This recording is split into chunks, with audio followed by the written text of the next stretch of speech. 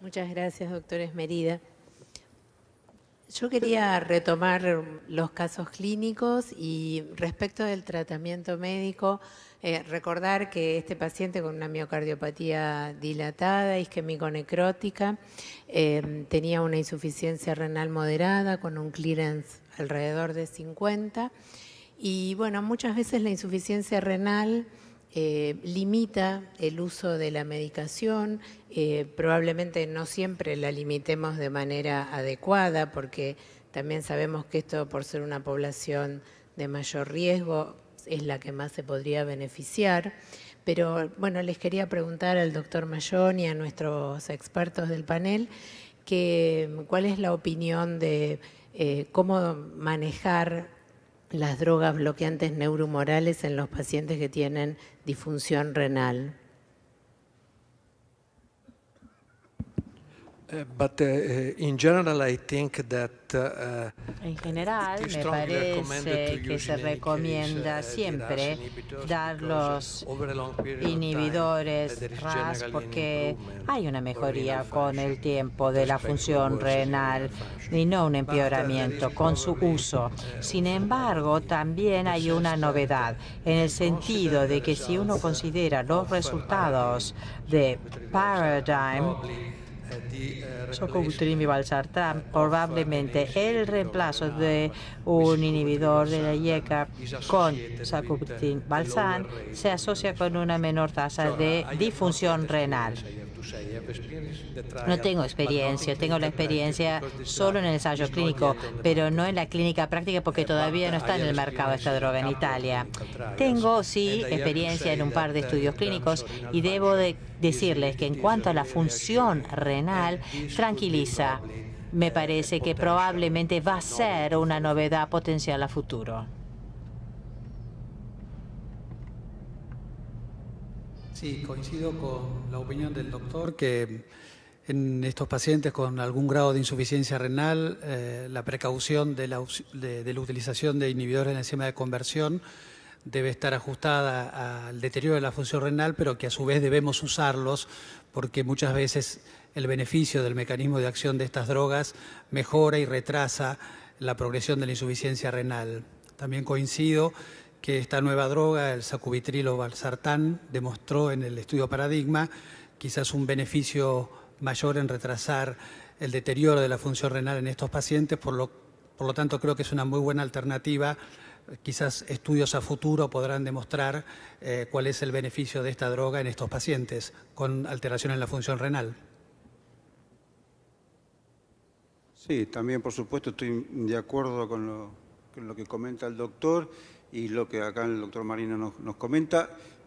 Son drogas que en este momento para todos prácticamente tenemos poca experiencia en el uso y todavía los inhibidores de la enzima convertidora gozan con la clase 1A como indicación para el tratamiento. Entonces, por eso en las guías, las últimas que han salido, nos recomiendan utilizar esta asociación de sacubitril y valsartán como un reemplazo en caso de intolerancia a los inhibidores de la enzima convertidora.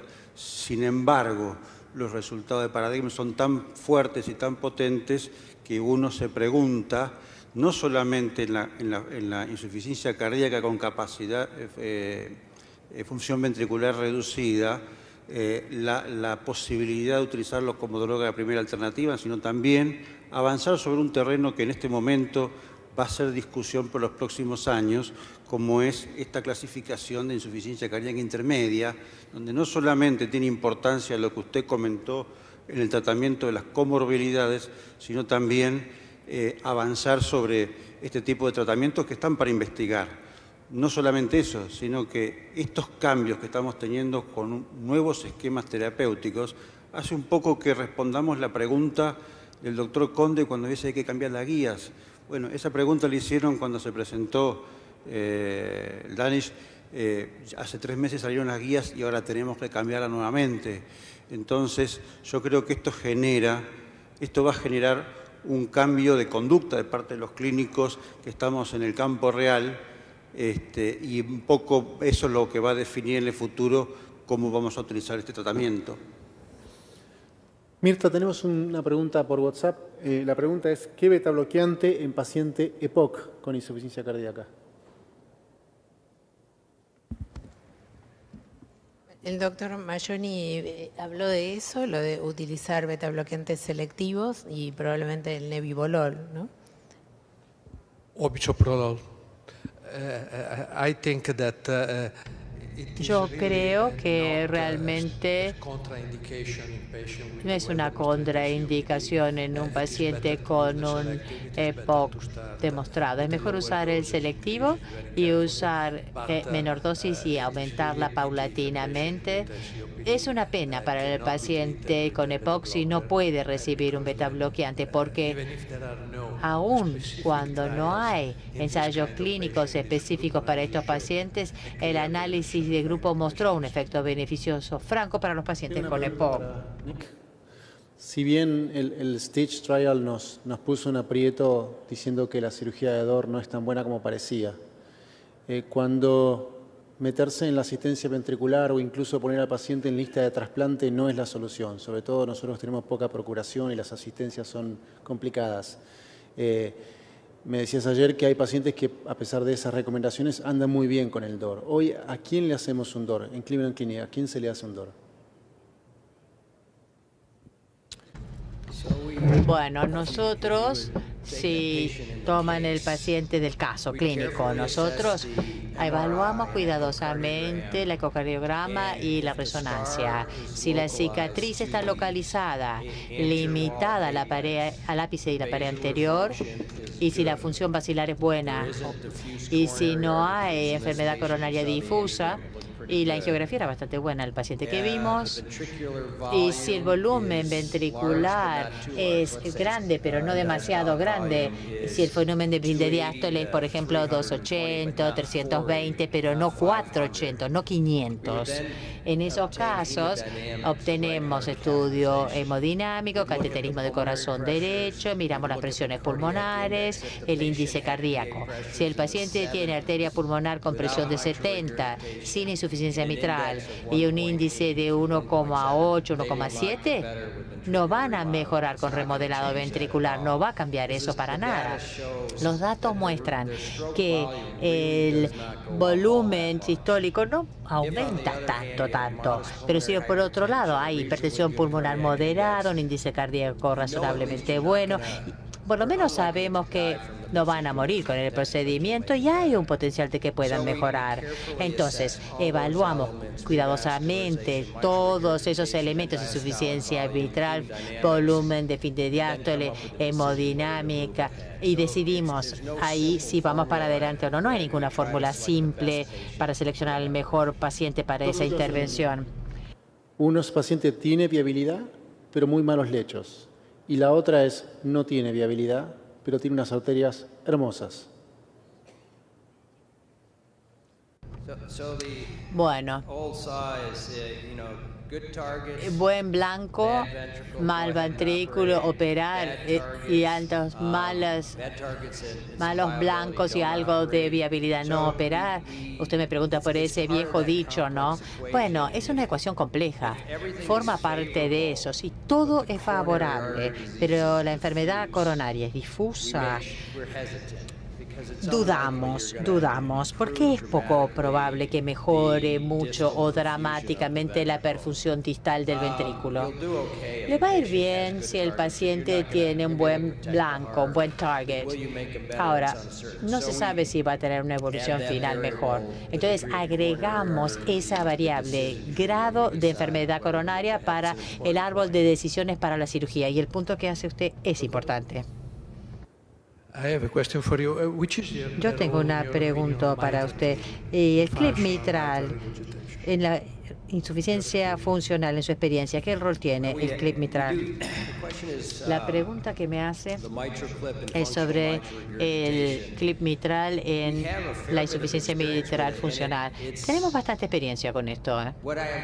Lo que he aprendido, que es interesante, es los cardiólogos, y que Dios los bendiga, no siguen el mismo estándar que nosotros de la reparación mitral, que vaya de 3 cruces a 0 para que sea óptima la reparación. Cuando voy con ellos al laboratorio, lo que me llama muchísimo la atención es ver que cuando ellos aplican el clip, la presión pulmonar cae 10, 20 y a veces 30 puntos. Y el gasto cardíaco, bueno, la presión arterial sube muchísimo. Entonces, desde el punto de vista de ese experimento fisiológico breve, corto, sí parece que tiene sentido. Ahora, los datos con respecto a la diferencia a largo plazo todavía no se sabe. A mí no me quedó claro. Si podemos tener acceso a eso y si el paciente es de alto riesgo, sí, nosotros le mandamos a hacer un clip mitral, pero la verdad que no sé si cambia la sobrevida a 5 años, no lo sé.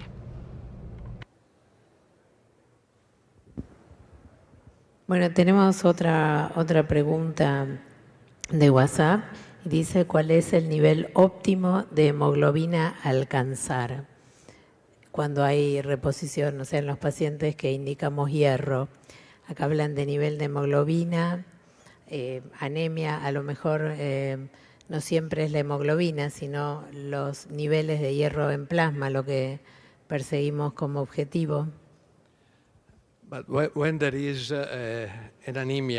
Cuando hay anemia que no responde a otras causas, nosotros sabemos que el pronóstico es peor.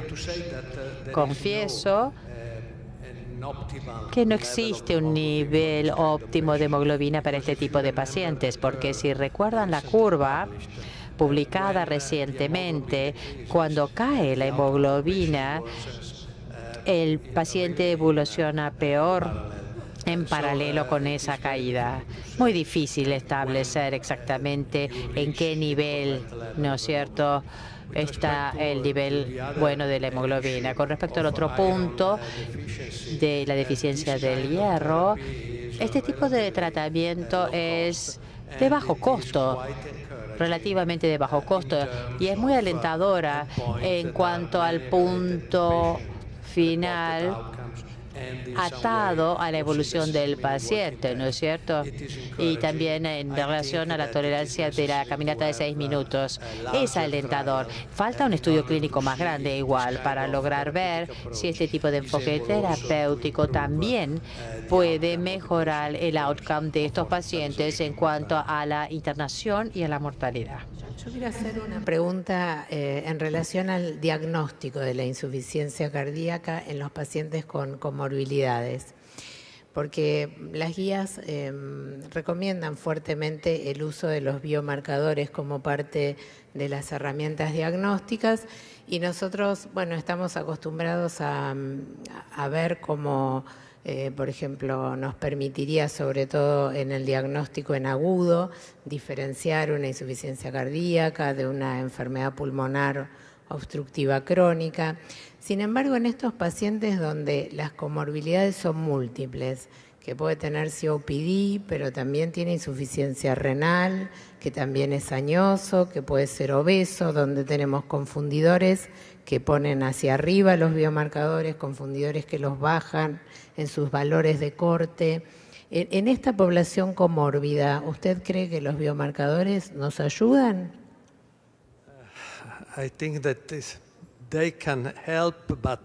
Pueden ayudar, me parece, pero para excluir, no para confirmar. O sea, si la BNP o la ProBNP son muy bajos según el nuevo algoritmo de las guías europeas, se puede excluir con mucha confianza, se puede excluir la presencia de insuficiencia cardíaca, pero cuando el biomarcador en general es alto,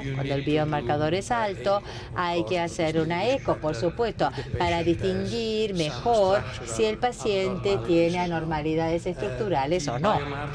Los biomarcadores ingresan en el algoritmo en un nivel un poco más alto, solo con el objetivo para excluir. O sea, tienen un valor pronóstico negativo más que un valor pronóstico positivo. Sí, nuevamente coincido con lo que plantea el doctor. Nosotros hemos trabajado este año desde el Consejo de Insuficiencia Cardíaca de la Sociedad Argentina en la elaboración de las guías de la Sociedad Argentina que las vamos a presentar en este Congreso argentino y hemos discutido el tema de los biomarcadores y coincidimos que a partir de lo que expresa la literatura, el rule out o la capacidad de valor predictivo negativo es el principal valor que tienen los marcadores con un 94-98% de valor predictivo negativo. Pero a medida que queremos darle un mayor rol, tanto como guía terapéutica o en el paciente con comorbilidades y elementos confundidores, el valor decrece para poder hacer diagnóstico y entendemos que el diagnóstico clínico, la anamnesis, el electro, la placa, el examen físico y el eco siguen siendo las herramientas que todavía hoy nos dan mayor certeza para hacer diagnóstico. Tenemos otra pregunta del público. Nos preguntan si se puede utilizar sacubitril/valsartán en pacientes con alteraciones de la memoria o algún déficit cognitivo. Es una pregunta interesante porque desde el punto de vista de la vía fisiopatológica, la neprilicina es una de las enzimas que degradan el amiloide beta, ¿no? Pero la verdad, desde mi conocimiento, y ahora le voy a preguntar al doctor Mayoni, no hay datos que hayan mostrado alteraciones cognitivas en los trabajos de investigación, si bien no fue un punto final preespecificado de seguridad en el Paradigm, y sí va a haber trabajos de funciones cognitivas en el trabajo que está corriendo de sacubitril/valsartán en insuficiencia cardíaca con fracción de eyección preservada. No sé cuál es su opinión.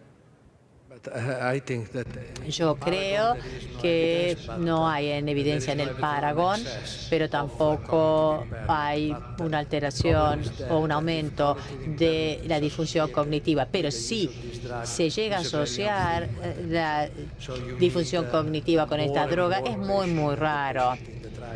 Se necesitan muchísimos más pacientes. Yo creo que se va a ver en el monitoreo post-comercialización, recién si hay una asociación. Con respecto a la preservación de la fracción de eyección, el Comité Ejecutivo del Estudio programa realizar un subestudio específico en cuanto a este tema para entender mejor si algunos datos experimentales tienen o no correspondencia en cuanto a un efecto clínico negativo. Los datos iniciales igual son muy tranquilizadores, pero las cifras son muy reducidas y la duración del tratamiento, aún cuando es lo normal, ¿no? Para un ensayo clínico, 2 o 3 años de seguimiento.